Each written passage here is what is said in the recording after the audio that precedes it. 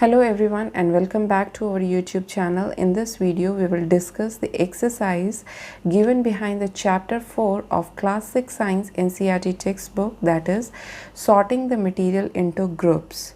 But before starting the video, those who have not watched our previous video in which we have explained the full chapter in details, please watch the video. The link of that video is given in the description box below. Now let's start with the exercise.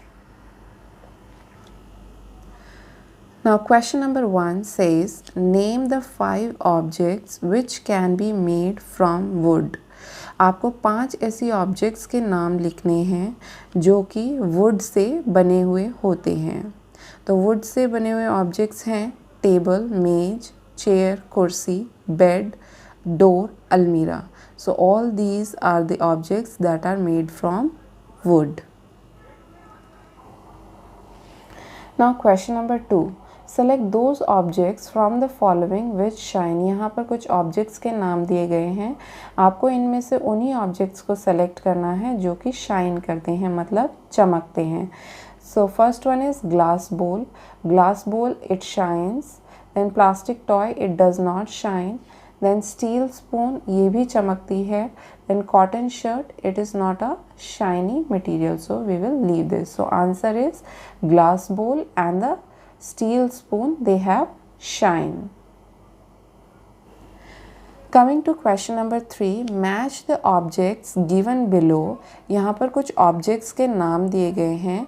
आपको इनको match करना है with the materials. In materials के साथ from which they could be made, जिनसे वो बने हुए हैं. Remember, आपको एक बात याद रखनी है, an object could be made from more than one material. एक object एक से ज़्यादा material का बना हुआ हो सकता है. So first object is book. तो बुक किससे बनता है? बुक बनता है पेपर से.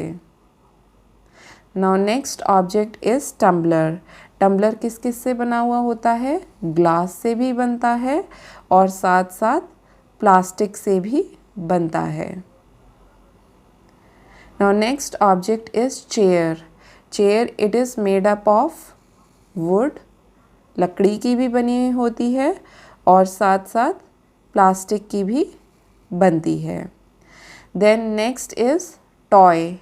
Toy it can be made up of glass का भी बना हुआ हो सकता है, देन वुड से भी बन सकता है और फिर प्लास्टिक से भी बन सकता है.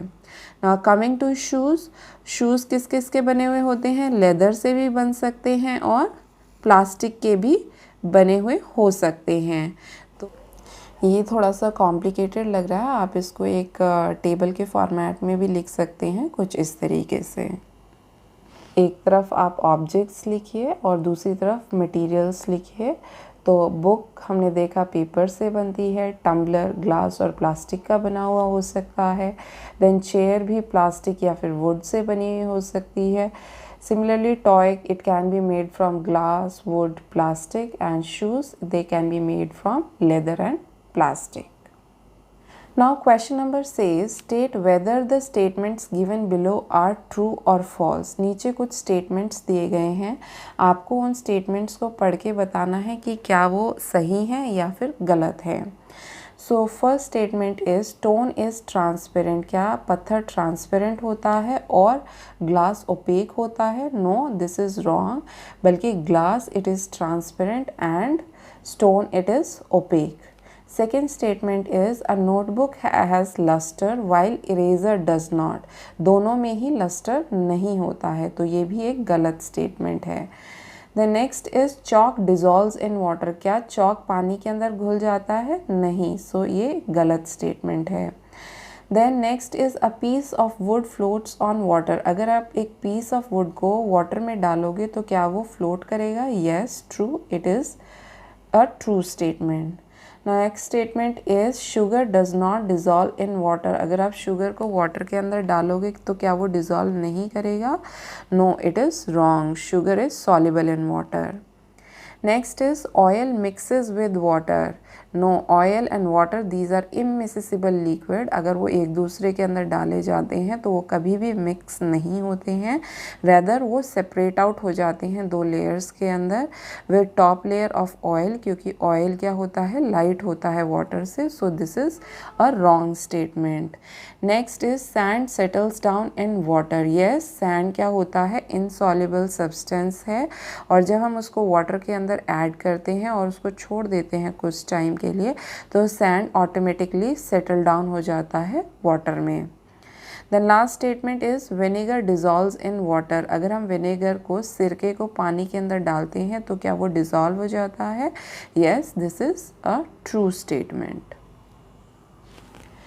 Now question number 5 says given below are the name of some objects and materials, यहाँ पर कुछ नाम दिए गए हैं, आप इन ऑब्जेक्ट्स के या फिर मटेरियल्स के आपको उनको ग्रुप करना है, एक ग्रुप बनाना है राउंड शेप या फिर कोई और शेप्स का, और दूसरा ग्रुप बनाना है कि इनमें से कौन से ईटेबल्स हैं और कौन से नॉन ईटेबल्स हैं जिन्हें हम नहीं खा सकते हैं।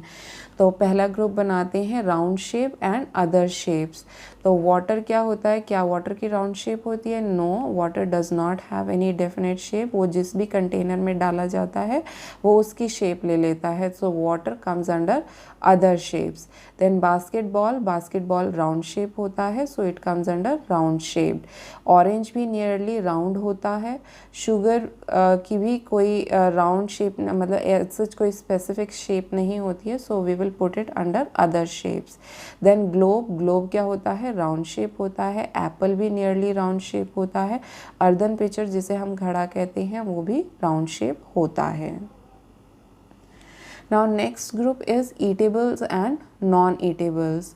तो वाटर को हम पीते हैं, so it is eatable, basketball play खेलने के काम आती है तो it is a non eatable, orange को हम खाते हैं, it is eatable, sugar is also eatable, globe it is non eatable, apple it is eatable and earthen pitcher is non eatable.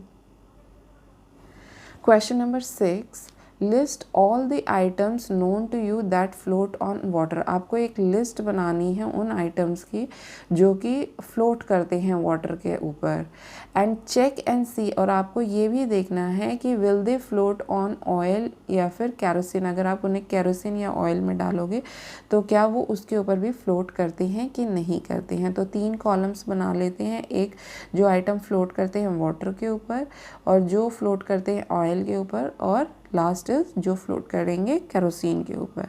तो वाटर के ऊपर फ्लोट करता है piece of wood, dry leaf, paper, oil, wax, thin plastic sheet, thermocol. अगर आप इन सभी items को water में डालेंगे तो ये उसके सरफेस पर ही रह जाएंगे, लेकिन अगर इन आइटम्स को ऑयल में डालेंगे तो उनमें से would, paper, wax, thin plastic sheet, thermocol, these will float on oil.